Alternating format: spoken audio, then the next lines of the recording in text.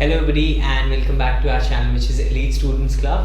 तो जी last time हमने I guess functional groups complete किए थे। नाउ इस वीडियो में हम एल्कीन्स और एल्काइंस के बारे में एक छोटी सी बात करेंगे and we'll be moving forward to the part of chemical properties of carbon. तो यहाँ पे फिजिकल प्रॉपर्टी के बारे में या जो हमारी चेन्स हैं उनके बारे में हमारा दो फंक्शनल ग्रुप के रिगार्डिंग थोड़ी सी क्लियरिंग पॉइंट रह गया था। एक था एल्कीन और एक था एल्काइन। यहां पे मैंने क्या बोला था दैट एल्कीन्स जो हैं वो डबल कार्बन बॉन्ड्स हैं, डबल कार्बन बॉन्ड से बनते हैं, ठीक है। और ये जो हैं ये ट्रिपल कार्बन बॉन्ड्स है। बस इतनी सी ही बात याद रखनी है, दोनों के दोनों जो है वो अनसैचुरेटेड हाइड्रोकार्बन्स हैं। अब अनसैचुरेटेड हाइड्रोकार्बन्स के बारे में अगर हम बात करेंगे तो अनसैचुरेटेड हाइड्रोकार्बन्स के बारे में मैं कुछ आपको चीजें बताता हूँ। अनसैचुरेटेड हाइड्रोकार्बन्स की कुछ प्रॉपर्टीज होती हैं।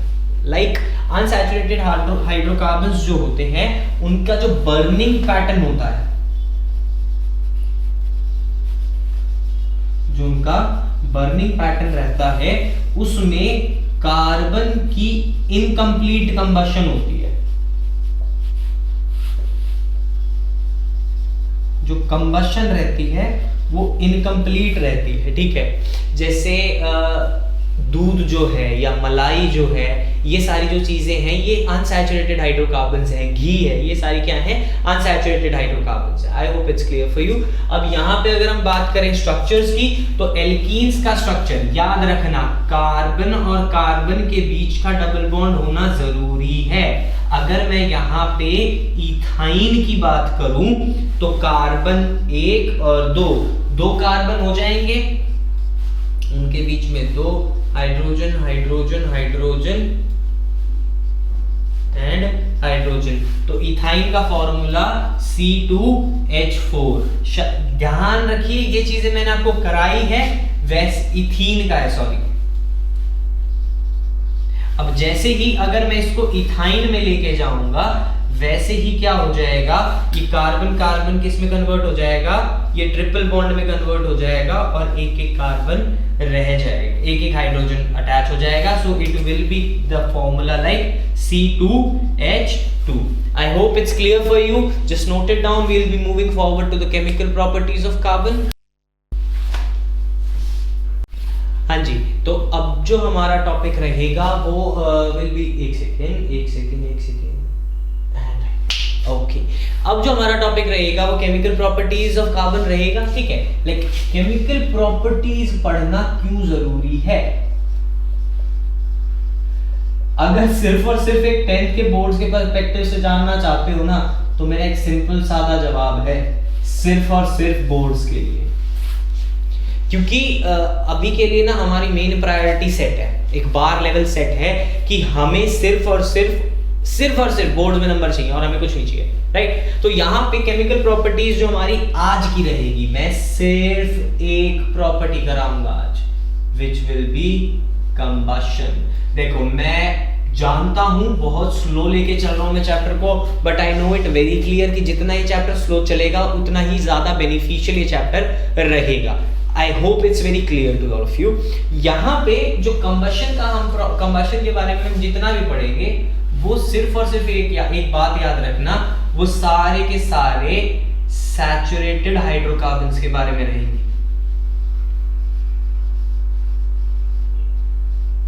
अब सैचुरेटेड हाइड्रोकार्बन्स में ना आपको सिर्फ और सिर्फ 2-3 चीजें याद रखनी है।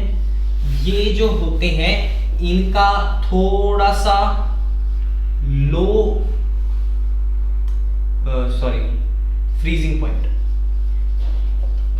लाइक आसानी से फ्रीज नहीं होते हैं, ठीक है। जैसे कि हमारे घर में घी होता है, गोले का तेल है, वो सारी चीजें क्या होंगी, अगर थोड़ी सी सर्दियां, अभी सर्दियों का मौसम है तो वो जम जाएंगे, बट यहाँ पे अगर वहीं पे रिफाइंड है, सरसों का तेल है, ये सारी चीजें जो है वो नहीं जलती। तो those are saturated hydrocarbon. Low freezing point होता है, प्लस इनका बर्निंग पैटर्न जो होता है वो ब्लू फ्लेम के साथ होता है, because of complete combustion of carbon particles. इसके अंदर ज्यादातर अगर ये फ्यूल के तरीके से यूज किया जा रहा है, अगर कोई भी सैचुरेटेड हाइड्रोकार्बन फ्यूल के तरीके से यूज किया जा रहा है तो याद रखेंगे कि उसकी जो फ्लेम रहेगी वो ब्लू रहती है। एज इन हमारे एलपीजी, घर पे सिलेंडर है, गैस ऑन करो नीली फ्लेम आती है, बिकॉज वहां पे ऑक्सीजन भी पूरी है वो भी। तो यहाँ पे ये जो कंबशन है ना, अब इसके बारे में बात करते हैं थोड़ी सी। अब कंबशन हमने क्लास 8 में पढ़ा था, नहीं पता तो बता देते हैं। केमिकल प्रोसेस होता है, इतना सबको ज्ञान होगा। Chemical process where any material object reacts with oxygen. याद रखेंगे किसके साथ रिएक्ट कर रहा है? ऑक्सीजन के साथ रिएक्ट कर रहा है to give heat and light. Heat और लाइट देने के लिए ऑक्सीजन के साथ रिएक्ट कौन कर रहा है? कोई भी ऑब्जेक्ट कर रहा है। तो वो क्या प्रोसेस है? वो उस प्रोसेस को कहा जाता है combustion. I hope it's clear. इसकी कुछ कंडीशंस हैं। पहली बात, एक मिनिमम टेम्परेचर होना चाहिए इसके लिए कि भाई इतने ही टेम्परेचर पे तो जलना शुरू होगा ना। अब जरूरी थोड़ी है कि मैं ये डस्टर पकड़ के मैं इसके नीचे माचिस की तीली लेके लगाऊं, जल जाएगा, नहीं जलेगा ना। इसका टेम्परेचर खींचना पड़ेगा, ज्यादा देर तक आग लगानी पड़ेगी ताकि इस सरफेस का टेम्परेचर थोड़ा राइज हो। जैसे ही नहीं तो चल जाएगा, है ना। दूसरी बात, कंबस्टिबल सब्सटेंस। देखो ऑर्डर कुछ भी हो, मेरे को पता है कुछ बच्चे बोलेंगे नहीं सर कंबस्टिबल पहले से होना चाहिए। अरे टेम्परेचर ही नहीं होगा तो सब्सटेंस का क्या करेंगे? बत्ती बना लीजिएगा क्या? मालूम करते हैं कंबस्टिबल सब्सटेंस भी होना चाहिए। अच्छा ठीक है, मजाक था, चलने दीजिए। Combustible substance, what are combustible substance? कोई भी ऐसी चीज जो जल सकती है, which give us flame, right? अगर कोई चीज फ्लेम दे सकती है तो वो क्या है? वो कंबस्टिबल सब्सटेंस है। अब लेके ईंट को लगे हुए हैं, कह रहे जल जाए, नहीं जलेगा। कंबस्टिबल सब्सटेंस है? नहीं है, ईटा है, सब्सटेंस नहीं है कंबस्टिबल वाला, जलेगा नहीं, टूट जाएगा, अच्छा राख हो जाएगा, जलेगा नहीं। मिट्टी है ना बाबा, याद रखेंगे। तीसरी चीज, यहां आता है हमारा खिलाड़ी, प्रेजेंस ऑफ ऑक्सीजन। अरे लाला भैया ऑक्सीजन के साथ ही तो रिएक्ट कर रहे हैं, तो ऑक्सीजन ही नहीं होगा तो कंबशन कैसे होगा, है ना। तो ये थोड़ा सा एक ब्यौरा है, लिखिए फिर कुछ रिएक्शंस करेंगे, बस इतनी वीडियो थी।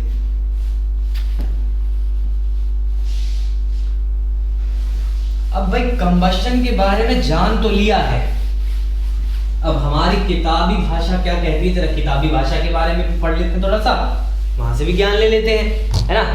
तो भाई जो हमारी किताबी ज्ञान जो हमें कहता है वो ये कहता है कि भाई एक तो हम दे दिए तुम्हें कार्बन, कार्बन का ये कंपाउंड दे दिए मीथेन, और एक और सब्सटेंस दे दिए, कौन सा? अरे हमें दे दिया इथेनॉल। किताब में देखिए सब कुछ दिया गया है। ये O2 के साथ रिएक्ट करता है क्योंकि कंबशन है तो भाई O2 के साथ ही रिएक्ट करेगा। देखो मैंने बताया था यहाँ पे, याद होना चाहिए, देखो यहीं पे तो CO2 plus heat and light. अब हाइड्रोजन कहीं है नहीं तो वाटर नहीं देगा। अब जहां हाइड्रोजन दिख जा रहा है वहां पे क्या मिल जाएगा? वाटर मिल जाएगा। यहाँ पे ऑक्सीजन, यहाँ पे CO2 H2O plus heat and light. यहां पे क्या हो जाएगा? O2 CO2 plus H2O plus heat and light. देखो अब सिंपल सा बात है, ज्यादा कुछ करने की जरूरत नहीं है। Carbon symbol C plus O2 goes to give us like CO2 plus heat and light. याद रखिएगा।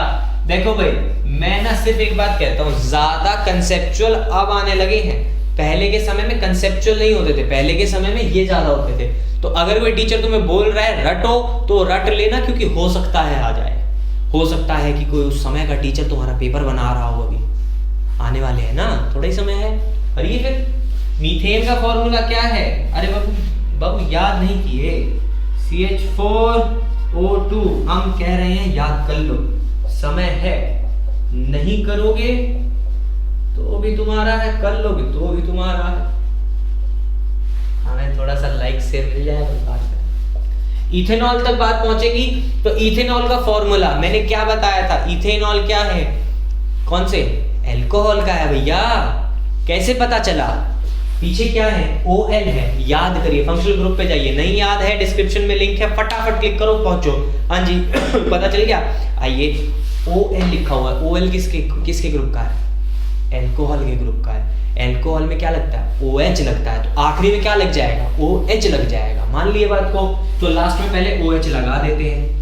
अब बात आती है कि आगे क्या है, कितने कार्बन है, ईथ लिखा हुआ है, ईथ का मतलब कितने कार्बन है, 2 कार्बन है। तो पहले ना यहाँ पे दिमाग में पिक्चर बनाइए, 2 कार्बन लगा दिए, लास्ट में OH लगा दिए, चलो इथेनॉल हमारे लिए तैयार है। अब बस लगा दो। अब A है बीच में तो सिंगल बॉन्ड है, लो भैया बात हो गई बढ़िया हमारे पास। यहाँ पे H H H H H, ध्यान से देखो, इसको क्या लिखेंगे, CH3, इसको क्या लिखेंगे, CH2, इसको क्या लिखेंगे, OH। तो इथेनॉल का फॉर्मूला क्या आ गया, CH3 CH2OH। ये क्या हो गया हमारे पास, इथेनॉल हो गया।